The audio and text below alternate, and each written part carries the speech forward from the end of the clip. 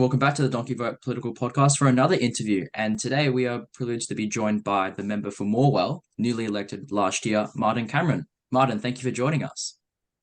Thank you very much for having me. It's a great pleasure to be able to sit down and have a chat. Exactly. I wish this could be taking place in Parliament as we were there last week, but sadly, schedules didn't align. But Zoom's still a good place to have an interview and have a little chat. So yeah, Zoom works. Zoom Exactly. works. I think we're all getting used to doing a lot of these meetings online, especially me. So I've never had to use the online forum before with my former role before I was a politician. So I'm getting used to it. Exactly. If you could give us a little brief description of yourself, Martin, just for the audience out there before we get into the questions, that'd be great. Yeah, no worries. Well, I'm the local MP for the Cedar Mall, and the Cedar Mall entails the Latrobe Valley, so Moe, Morwell, Traralgon, as far as Flynn in the east, and then spread out around Glengarry and Yallourn North and Churchill. So Newborough's thrown in there as well.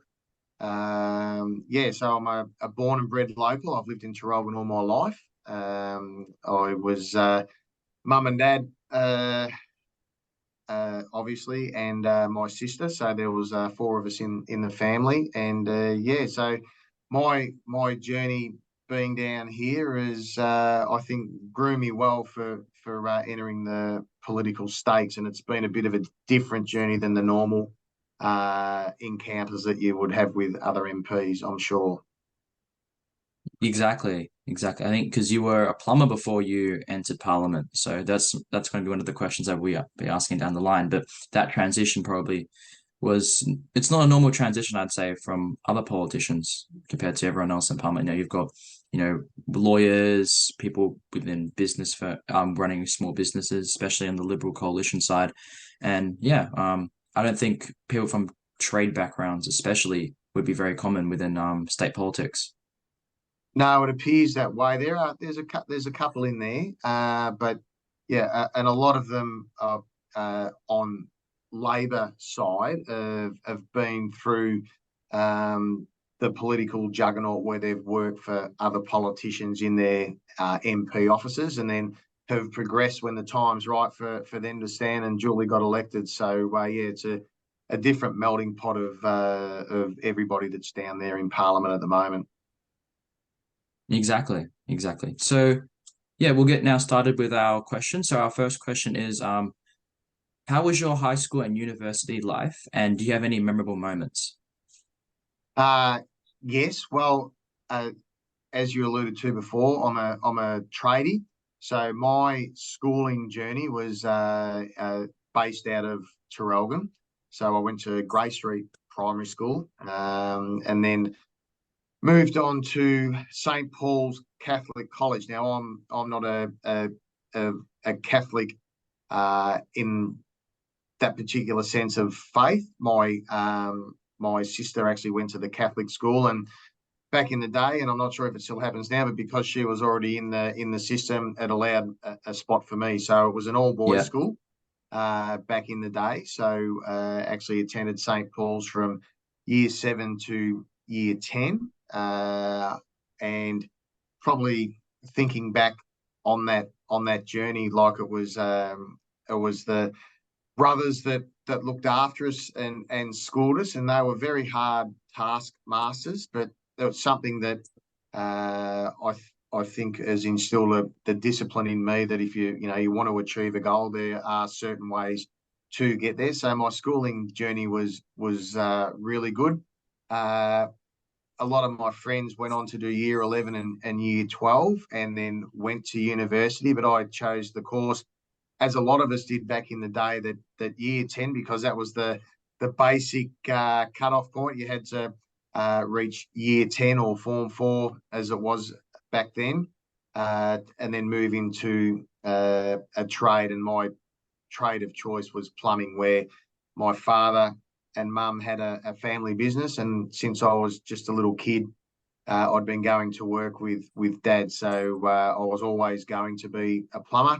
So on finishing up in year 10 at St. Paul's, I then headed over and did 4 years of schooling at the local TAFE college at Yallourn and did my apprenticeship there. So yeah, that's my schooling journey. Highlights remembering back at school.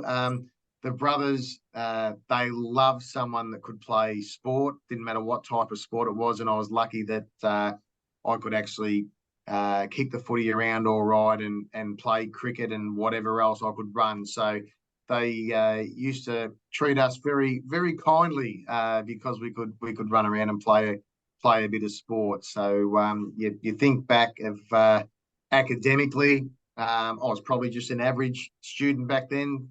Did what I needed to do to get through, but that base grounding is stuck with me of what the life skills that they taught us.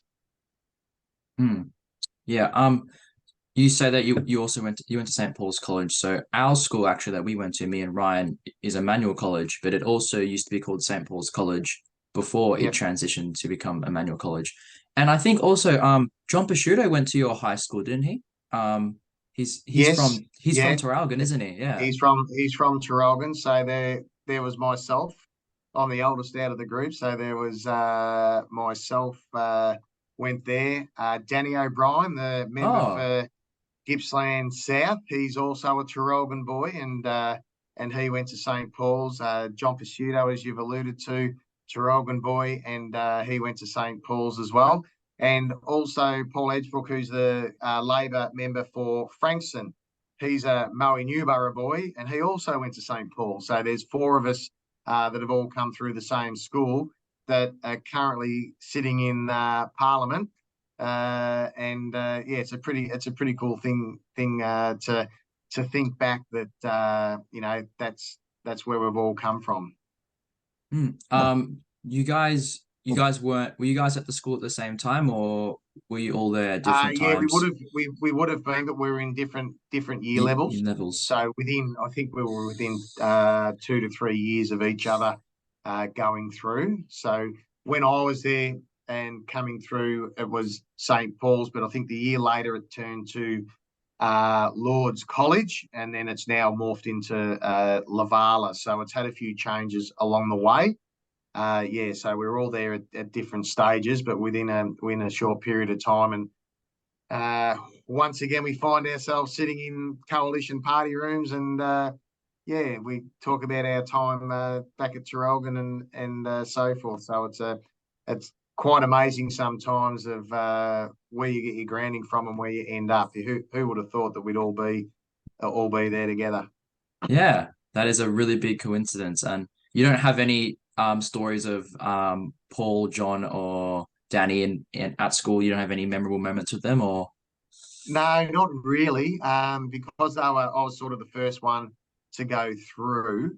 Yeah, it's more. I can remember Danny being there, and JP to an extent. Paul's that little bit younger again than all of us, so yeah, I don't remember him being there at all. But we're all wonderful students and yeah. love the world to teach. So I'm sure. Yeah, you guys got to be the favorite students. Probably you got to be loved That's by it, all the.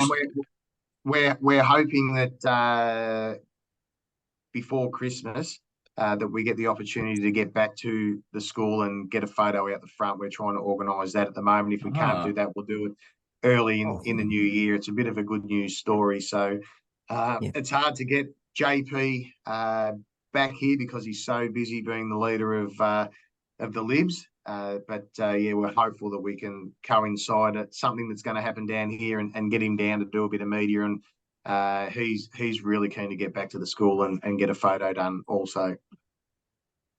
Yeah. You guys got to I get think that that'll photo be, done. Yeah. yeah, it's Yeah, gonna we, be a we good trip certainly will. down Certainly memory will. lane. Yeah. Yes, for sure. All right then. We'll move on now to Yeah, our second question. I think yeah, Ryan, you have it. oh, yeah, I do. Yeah. So, man, you mentioned you used to work as a plumber before you entered Parliament. Can you talk to us about the experience as a plumber compared to being in Parliament representing the people of Morwell? Yeah, I think it gave me a really good grounding. As I said, from my earliest recollections of, you know, being 5, 6 years old, is going to work with my father and doing plumbing, and that's all I sort of wanted to do. People wanted to be join the fire brigade, and people wanted to be teachers and join the police force and join the army. But excuse me, right from the very start, I wanted to be a plumber, and that's what my goal was, and that's what I achieved. So the grounding of that was I got to work with a lot of different people. Dad had probably 6 or 8 people that worked for him. So each day I went to work, I didn't know who I'd be working with. So you had to build those connections with all those people and different workers around the place, which you don't realise at the time, but to be able to talk to anyone, no matter who it is a skill. A lot of kids these days, and a lot of people don't have the skill to be able to engage in a conversation and talk to people. It's a skill that has dropped off, whether that's from the pandemic or from sitting behind a computer. So doing that was great. Then I sort of finished my apprenticeship and got my own van, and then out we'd go. And then I was actually the one that was teaching the young apprentices as they were coming through. So the roles are reversed. You're actually from being taught by people and taking all that in to actually being the teacher. So that role also grounded me in the march towards where I've finally ended up. Now, one of the biggest things of being a tradie and me as a plumber is you had to problem solve all the time. You'd go out and you'd go to a house, and for argument's sake, if they had a roof leak or a water leak in a wall, you'd have to work out how you were going to fix it. So it wasn't always straightforward, and you'd come up with an idea and you'd start to do it. And if that idea didn't work, you'd have to sort of pivot and turn and work out, well, what am I going to do now to be able to solve the problem for them? So I'm not locked in as a lot of people are, as our starting points here and our end points over here, and there's only one way to get to that end point. I'm of a different philosophy that there might be numerous ways to get there, and you can't sort of be pig-headed or blind, that you might have to go outside the square to actually get back in and achieve that goal. So I think that's been a huge grounding of mine, to be able to problem solve, and the way you think things are going to work out may be nowhere near the journey that's going to take you to get there. So you need to be flexible in the way you're going to achieve things. So I've worked through, and then in doing that, took over the family business in when was it? 1999, the end of 1999. So before the turn of the millennium, when planes were going to fall out of the sky and we wouldn't have computers and stuff like that. End? So that's it. So Dad, being old school, he said, well, I think I've had enough with all this new technology that's going to come into the trade side of things. So he retired, and still to this day, he comes into the workshop every day and cleans up and potters around, because that's that's his life. So it's been great that I can share that journey with him all the way through. And in doing that, I actually then started to employ people. My wife and myself started to employ people on the journey moving forward.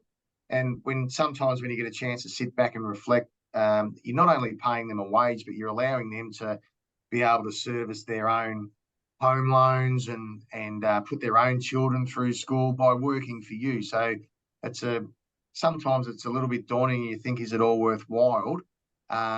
With people owing you money here and there, and you're scrimping and to try and save and make the wages. But it is, when you look at the bigger picture, it's a great journey and a great grounding point for yourself to be able to provide a lifestyle for your own family, but for others as well. So yeah, and when I was running in the lead up to the 2022 election. I don't know how I ever did this, but I was also still working as a plumber. You don't get paid That's to crazy. run. You don't get paid to run as a politician in waiting, so to speak. So you still got to keep the money coming through and turn it over. So there was probably a 3 or 4 month period of where I still can't get my head around how I got it all done, but in the end of it, we did. Yeah. It's actually very interesting because I think my dad and I were like kind of interested in me doing plumbing and stuff, and hearing your experience as a plumber actually like gave me some information. Yeah, this is how the lifestyle usually goes with someone, and what kind of responsibility you have and how you need to, manage your workflow. It's very interesting because, yeah, I was thinking for a while about doing plumbing work, because, yeah. Yeah, and no, it is. And it's been a great grounding for me. Like, we did a lot of maintenance plumbing, so we're in people's houses all the time. And it got to the point with the business, because people get to know you and word of mouth, people just leave, their keys out for us to go in there with them not home. So they were comfortable enough for us to go and work in their homes. And I felt that was one of the biggest ticks of my plumbing business, that people were comfortable enough to allow us into their homes without them there. So you've got to have the right crew around you. You've got to be able to trust them, because I'm not with them all the time. I just send them off at the start of the day, and they'd achieve that work. But on the flip side of that as well, like the people that were home, to be able to engage and have a chat with them, and this is one of the great parts of being a tradie. You do the job, and especially if you're in some people of the older generation, they want to sit down and have a cup of tea, and they bring the cakes out, and you talk about the issues of the day with them. So little did I know that, and talking about back then, and there were cost of living issues then with bills on the rise and stuff like that. But talking to them of all the other stuff that goes on, they'd open up to you, and because you were there trading, you'd been there and fixed their taps or unblocked their toilet. So it was like they sort of trusted you, and they'd open up. And so all the issues that I deal with now, I've been hearing and listening about them for 20 to 25 years, putting your children through school, and you'll get the good kids, and then the parents that are worried, their kids have gone off the rails a little bit, and they've got in with the wrong crowd. So I had all that information feeding inside my head, and not even realizing that you're doing it because you're listening and you're working for them doing plumbing, but not realizing that down the track you're going to step into the political scene, and it all starts to make sense. So that was a bonus of doing it also. Yeah, because I think, as a plumber, you do gain a lot of connections with your community and that sort of thing. And it's a really good way, to get yourself well known within your community, because when you are running for politics, it's always an important thing to be known within the community and to be known as like a political leader or a community leader. So yeah, I think plumbing and any sort of trade or any community leadership roles are really, really important to get yourself well known and to run in politics. Yep, for sure. 100% agree with you. Exactly. Yeah. We'll now move on to our third question, and this actually comes from Tobias. So go again. As you are the member of Morwell, what do you hope to achieve? No, I can't hear it at all, mate. Sorry. If you can read it out on Tobias's behalf, that'd be great. Yep. Yeah, I can. Yeah. So Tobias's question for you is, as the member for Morwell, what do you hope to achieve in the next 3 years to help improve the lives of the people of the Latrobe Valley? Yeah, that's a good question, Tobias. Thank you very much. On his behalf, thanks, Ryan, for asking. It's a big role. with a lot of stuff that's gone on down here, since I've actually stepped into the role, there's been a lot of decisions the government have made, which has really affected my seat, the seat of Morwell. Because yes, because I think your seat as well is very much in the timber industry. And the government's moving towards ending timber, yeah, that whole industry, in the next couple of yeah, years. Even though it's a pretty sustainable option, it's not even that bad for the environment. It's pretty strange. yeah, that's exactly right. So we've had the closure of the timber industry for one, and in closing the timber industry, the effect that it has on the workers and people that run businesses that rely on the timber industry and the forestry industry, it affects us greatly here. It also affects, as you would have spoken with, you said you'd spoken with Tim Bull, it affects them even more because it affects their communities more. One of the unforeseen circumstances of the government shutting the timber industry down was the follow-up only 6 months later after the announcement of the closure of the white paper manufacturing at Maryvale Mill. So Maryvale were making reflex paper, Australian-made, Australian-owned paper, and that's now stopped. So we had a lot of workers at the Maryvale Mill that lost their jobs also. So we've lost the timber industry, we've lost the white paper manufacturing. Then we moved on to the transitioning out of coal-fired power stations into renewables. So we've had the shutting down and closure of the Hazelwood mine. We have the Alorn power station closing in 2028. So we're not too far away from that. And then we have Loy Yang power station that's earmarked to be closed in early 2030s. So there's a lot of jobs that people work for and do down here in the Latrobe Valley that are now going to be non-existent. So I think my role is to alleviate all the concerns of the people that work here, because if they start to leave, it puts pressure on numbers dropping out of our schools. People actually living in the towns. So I need to make sure that the number one thing I do is secure the Valley's future moving forward, to make sure that we've got jobs for them to go to.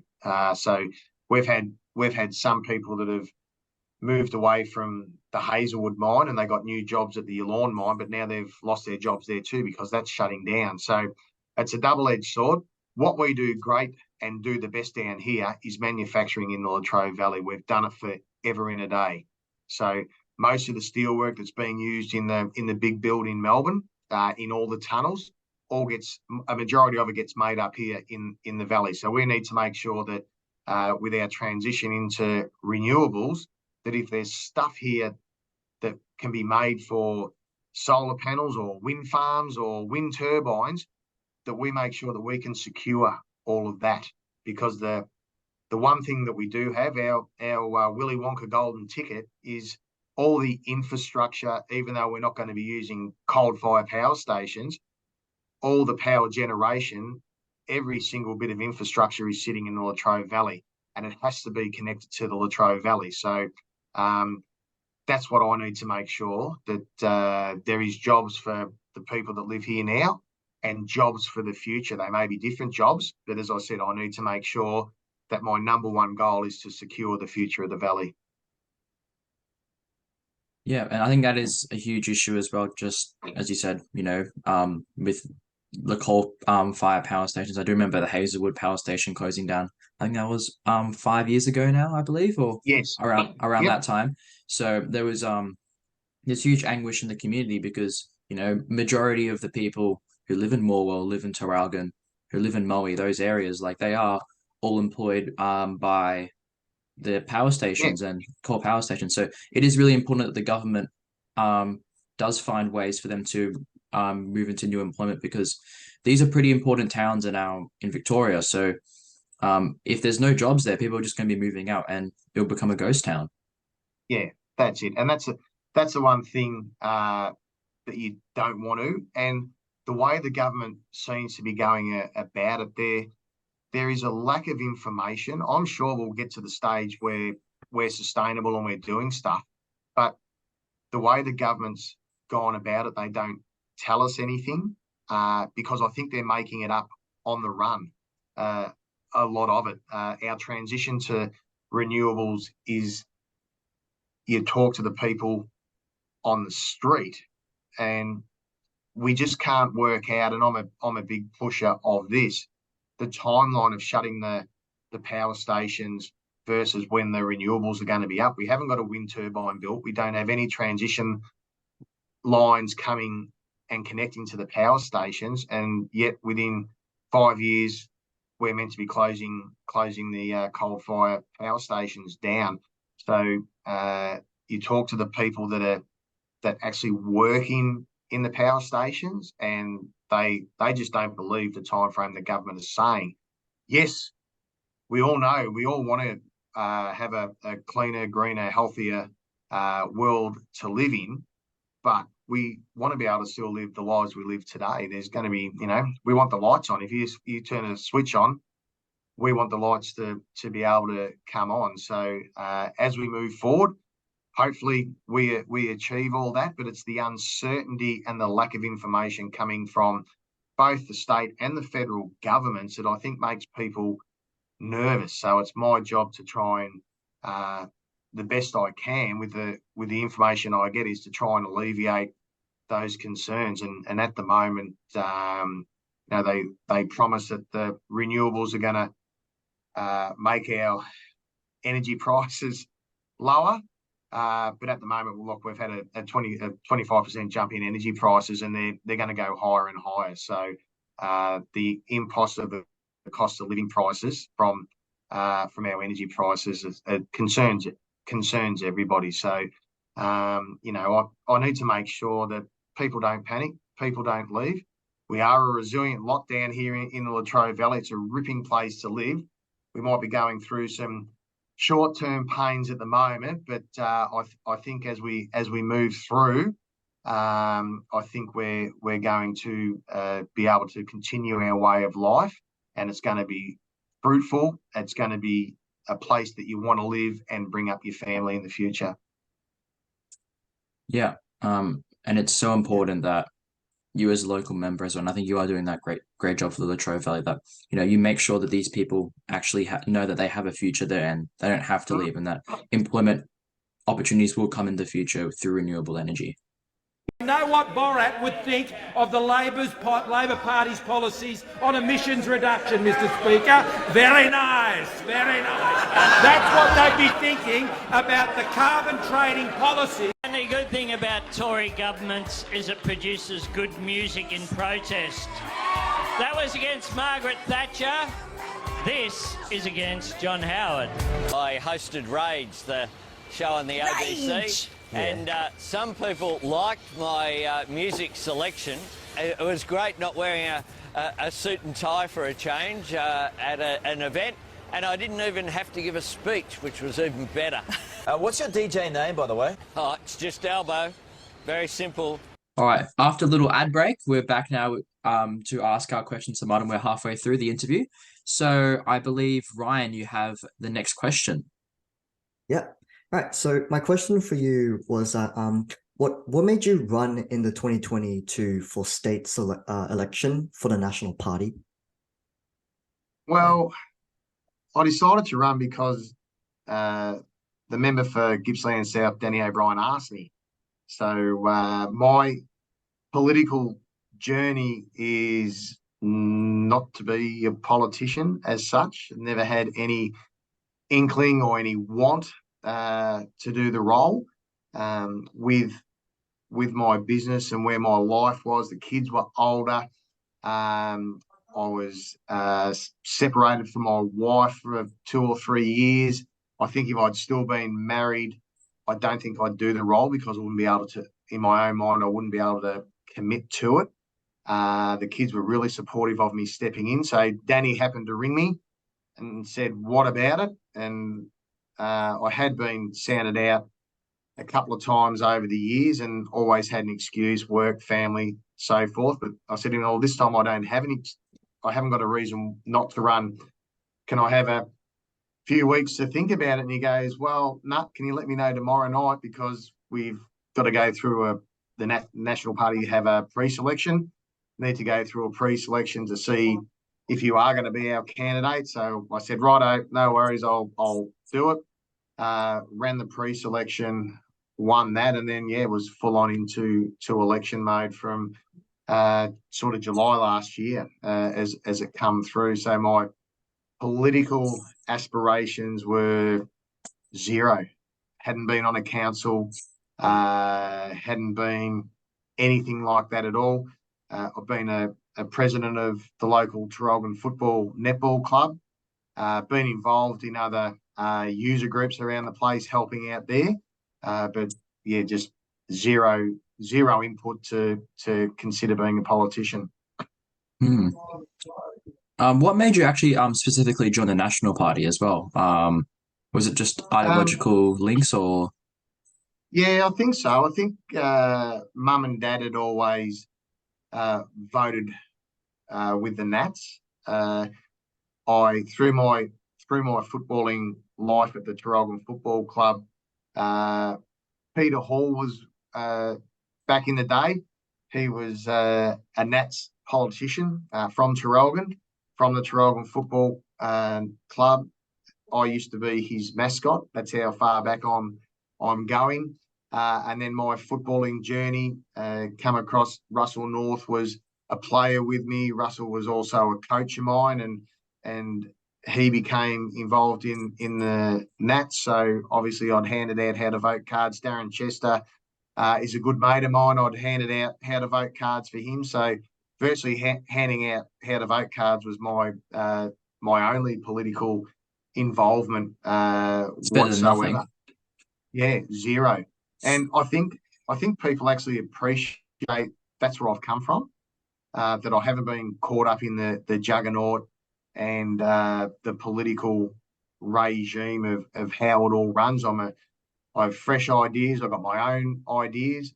But at the end of the day, this is a job for me. I finished being a plumber, and now my job is to be a politician. So I work for the people of the Latrobe Valley and in the seat of Morwell, and it's my role to try and make their life better. So I'm not doing it for my own purposes. And I like to stress to people that I meet, I don't have political background, so I don't have that political ideology that a lot of them have of how it should run.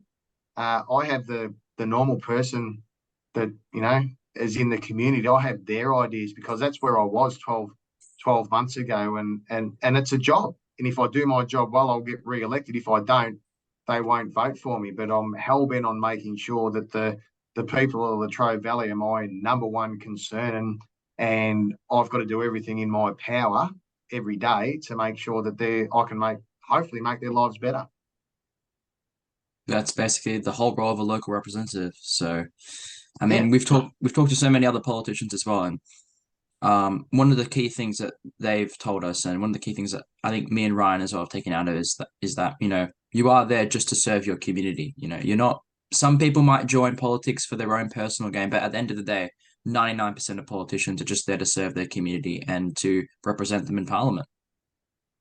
Yeah, that's it, and that's the attitude you got to have. I think you can get, from what I've seen, you can get caught up in yourself. Like you're meeting a lot of people that I used to see on television, whether they're politicians or celebrities or sporting stars. I'm involved in that circle where you're very fortunate that you get to shake them by the hand and say hello. But I don't think I'm going to be one of these people that get caught up in that. It's one of the perks, and it's very nice. But I'm a very grounded person. I know where I come from. I know who I represent, and as part of the job that I do, I've got to go and talk to these people, so it makes my constituents their life better in the future, so to speak. I hope that makes sense. But it's all part of my working day and working night. This is a job to me, and no one will ever tell me any different. It is a job. It's my job for now, and I do it to the best of my ability. That's the most important thing. You do your best for your community, and at the end of the day, you should be seeking the rewards and, hopefully getting re-elected. That's the whole goal. Correct. Yeah, that's it. All right, then we'll move on to Tobias's next question. So sadly, I can't play Tobias's audio, but he was wanting to ask you, Martin, who would you say is your political role model / idol? Oh, tough question. Not sure I've got one. So, to be honest with you, not Danny O'Brien. Well, as you move through, I think our whole setup as the 11 Nats MPs that have been re-elected or newly elected at the last election, it's great being around them, and I feed off them to our leader Peter Walsh, who is well schooled, and it is a skill that he has to be able to articulate of what our roles should be. So it's just like I was talking before with my journey as a plumber. I'm in the apprenticeship phase at the moment, so they're teaching me, the ones that have been in it for a long time. They're actually teaching me the ropes, and I've got to learn on my feet, and I've got to learn quickly. And I think that's one of the great skills that I do have. I can take stuff on board, and I can move forward. And we are a big team. A lot of other political sides aren't. You see the infighting and everything like that, but we don't have any of that at all. So I think that's one of the great assets of being in the Nationals, and working in that type of environment. So the whole gamut of who I respect politically is, I think that I'd have to say the hierarchy of our state Nats at the moment, with a shout out to Darren Chester, because if I don't mention him, he'll be on the phone when this gets played. So to see how they all work, but to say one person that has influenced me in my political journey, I think I can honestly say I do not have one. It's just the community that I live in, and my mum and dad they weren't politically motivated either, but just their grounding and the way they've brought me up, that's why I do the role now. So I haven't got one in particular, but I love the way that all the Nats get on, and we all have each other's back. Yeah, just touch as well on how the Victorian Nats especially are very, very, there's not much infighting at all. You all work as a team. That is, I mean, the last couple of years, that's pretty different towards the federal Nats, as we've seen with Barnaby Joyce, Michael McCormack, and now David Littleproud. So I think that's something that's really good about the Victorian Nats, especially that you guys all work as a team together, even though it is a small team. You guys all work together concomitantly, and you guys all work for the common good of regional Victorians. Oh, 100%. And look, you look at you touched on at a federal level, there's some massive egos that are in there, and people wanting to, I suppose they try to work together, but they try to further their own goals, and they lose some. If you've been there a while, I'm sure you can lose sight of why you're actually in the role. And I think with David Littleproud there now, he's sort of stamping, no, we're not going down this path. We need to work together. So obviously the feds can form government. And it is one of the real joys of at a state level is to go away to Parliament for the week and spend my time with our other Nats members. Like it's a really different collective of people that we have down there, coming from all different backgrounds, but we get each other because we're regional based MPs. We've all got the same issues or similar issues going on in our communities, and we feed off each other to try and find the correct answer. And we're not trying to one up the next person and do that type of stuff. We're all we're here for our communities. Let's work together. We go out for tea every night together. We'll sit down and have a beer as well, meal and talk about it and of what's going on. Whether that's because there's so many newbies that have come through in the last little bit, but you just got to have a look at the older ones that have been there for 2 or 3 sitting terms, how tight they are. And we're like a sporting club. We've all come together, and we all actually normally you've got that one person that may rock the boat, but there's just none of us. We're all on the same page and trying to do the best that we can. Yeah, you guys with like 11, you've got 11 national members, and yep, yeah, it's like a whole soccer team basically. It's exactly and right, and that's what we treat it like that. And that's the difference. We're from the regions. We get on. It's amazing talking to some other politicians, inner city ones, that they don't get that you got to get out and engage with the community. Like they'll go to functions that they need to go to.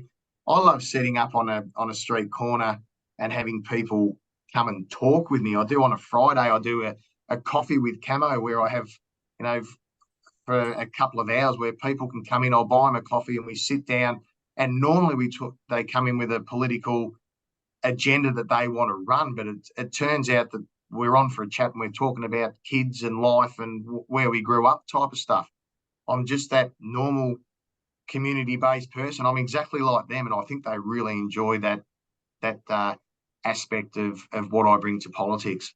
Yeah, because a lot of the time we can't always have career politicians. We have to have people who are community leaders, as I said before, who do represent the community and are really relatable, because I think that is a thing that, especially for young people as well, I think Ryan can agree with this as well. Like, a lot of young people see politicians as like these, egotistic, boasting people who don't really relate to who we are. And I think it's really important that, politicians have a great community base and connect a lot with their communities wherever, like in regional Victoria and Morwell, for example, or even in our home electorate of Point Cook. If politicians can connect more with the communities, I think it will help them in turn, gain greater support in the areas, especially with young people who see them more, not just as like a politician, but, as a community leader and as a friend. Yeah, that's it. And you've got to be accessible. It's part of the gig when it's not a 5-day-a-week job. When you're on and doing the role, it's a 7-day-a-week, 20-hour-a-day role that you do, whether you're answering emails or you're taking calls or you're out and about in the community. And that's why I keep going back to my point. It is a job, and a job that hopefully I can do well. I think I'm doing okay with it. I think you're doing a good job, I'm going to be learning as I go along. But I've at the end of the day, when I finish this particular role of being a politician, I've got to come back and live in the community. I'm not going to move away. I'm not going anywhere. I'm born here. I will die here. So I need to make sure that I'm leaving a better place for me once I'm out of the political scene to live my life and watch my kids grow and watch my grandkids grow. So it's a pretty simple philosophy to have. And I don't think I'm going to move away from those thoughts. So it is a great role. It's something I've done all my life. I get to talk to people. I get to talk to different people. I've been doing that in my role as a plumber, and it just continues on as my role as a politician. So it's just something that I'm comfortable and it's something I've done all my life. And continue the work that you're doing right now, Martin, because I think the people of Morwell especially are very, very appreciative of what you've been doing for the community over the last year. And, hopefully you get re-elected in 2026 and you're able to serve the people of Morwell for many more years to come. Yeah, no, that's the goal at the end of the day, is to be able to do that. And if you do a good job, if you're approachable and things may not seem that they're going all that flash at the moment we're transitioning into new areas and new job opportunities. But I promise everybody that we will get there. We will do what we need to do to make this place stay great. One of the other bigger things that, I'm happy that I'm in the role. I really am happy I'm in the role at the moment to be able to go through the transition out of the power industry and with, even though how heartbreaking it is with the timber industry, I'm glad it's me that's going into those meetings, because I know I'm going in as a concerned person and want to do my best for the people that have lost their jobs or transitioning out of roles. And the next big one that we're going to have is with the closing of the power industries, is the rehabilitation of the mines. We're going to be left with what they fill the mines with, how that setup is forever in a day. The people in Melbourne don't have to worry about what they look like and what they do, but we do and I do. So it's a great role and a great opportunity to be able to be in the position to have my input and make sure that the Latrobe Valley have their input. Exactly. We'll now move on to our final question. So finally, what's one piece of advice you'd give to students in 2024, especially those who are starting university or high school? A couple of, probably two, is I think if you can actually get the most out of your school life, university life, to be able to, information is key, especially this day and age of information coming through. It's computer based, obviously, and doing this type of stuff to be able to communicate, but to get all the information that you can, do that for as long as you can while you're comfortable. It's going to work for some, and they're going to go from grade prep all the way through into university and continue on. Some, like myself, it might pull up at the end of secondary school and you might go into a trade. But it doesn't define you. Here I am, a year 10 student from St. Paul's, who is now in the role of the member for Morwell. So it takes all kinds of people to make stuff work. So your education, although good, the one bit I will tell you, it's not the end of the world if you don't get the score you want to in year 12. It doesn't matter at the end of the day. Just be true to yourself and don't put the pressure on yourself. Don't be stigmatized that, oh, gee, you didn't get an ATAR score of X amount, or you're not going to university, or you didn't do year 11 or year 12. It doesn't matter. You can achieve anything if you put your mind to it and work hard. No matter what it is, if you give it 100%, the harder you work, the luckier you get. 100% agree with you there. And that's something that, we've been trying to push as well, because that's one of the reasons why we brought back the podcast and interviewing politicians, because we want people to understand that, getting a high ATAR doesn't always necessarily mean that you'll do well. And getting a low ATAR doesn't mean that you will, have no career or anything. Like, there's so many opportunities nowadays, especially with free TAFE, investments in 2 years free university, with no HECS in the teaching industry.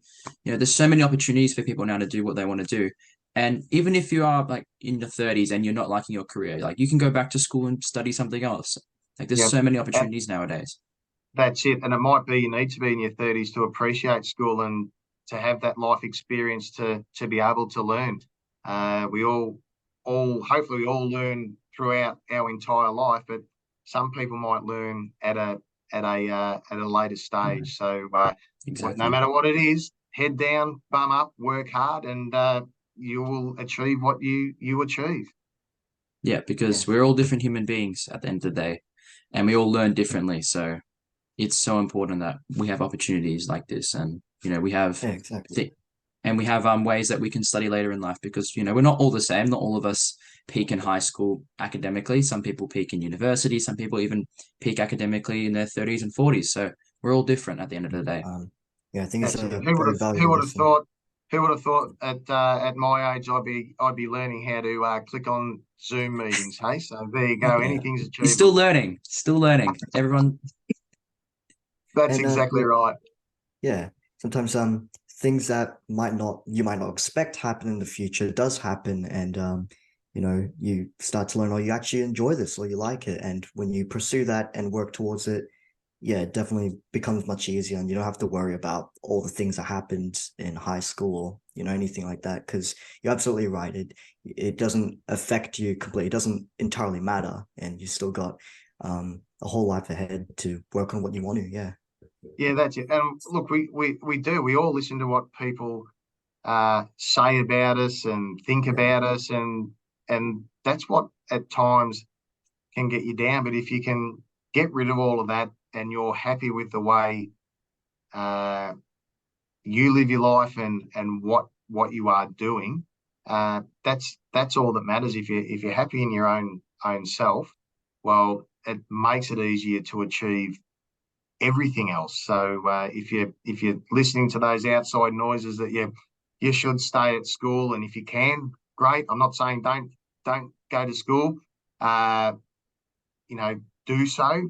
But if it's not for you, it's not for you. There are ways and means of achieving anything. And when I go and actually I go into the schools and I actually sit down and the students ask me whether they're from in year 4, 5, or 6, or in secondary school of what you guys have asked me, my political journey. Like, who'd have thought that a boy from Traralgon who achieved year 10, that's been a tradie all his life, can actually sit in the chamber in Parliament and make a difference for his community?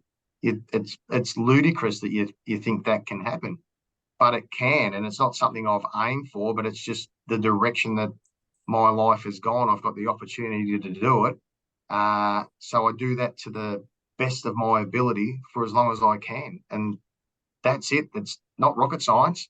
It's just achieving no matter what it is, just do it to the best of your ability and things will turn out okay. yeah, always never give up. Always keep trying towards the very end, even if you know things look tough, things look difficult. Just keep going. You know, if you have a goal that you want to achieve, just keep striving, keep pushing forward, because eventually you will achieve your goal and you will achieve what you want to achieve. Yeah, that's it. Exactly. So be happy with yourself, and that's the number one rule. You know, doesn't matter what anyone else thinks about you. If you're happy in your own skin, people will gravitate around you, and the ones that are normally chirping in the backgrounds are the ones that have got their own issues outside of outside of their work life. So yeah, get that smile on your face, be happy, and move forward. 100%, 100%. So that is all our questions for you, Martin. I'd like to thank you again for joining us. It's been over an hour that we've had this interview, so it's good content. It's very good content. But I appreciate, me and Ryan both appreciate you answering our questions, even Tobias as well, even if you couldn't be here today. Really Yep. appreciate you answering our questions and talking about these important topics with our viewers. Thank you so much. I appreciate you wanting to spend the time with me. As hopefully, as the interview draws to a close, you can see I'm just a normal, everyday person doing a job that I never thought I'd do, but I'm trying to do it to the best of my ability. So everyone out there, anything's possible. So don't sort of pigeonhole yourself with what you want to achieve. It may not happen as you think it is going to happen, life sometimes, but just enjoy the ride, and whatever it throws at you, enjoy it to the best of your ability. Exactly. Yeah. So thank you again, Martin. And yeah, thank you again to viewers who are still watching. Hopefully you guys enjoyed the interview, and we'll see you guys next time in another interview. Thank you again.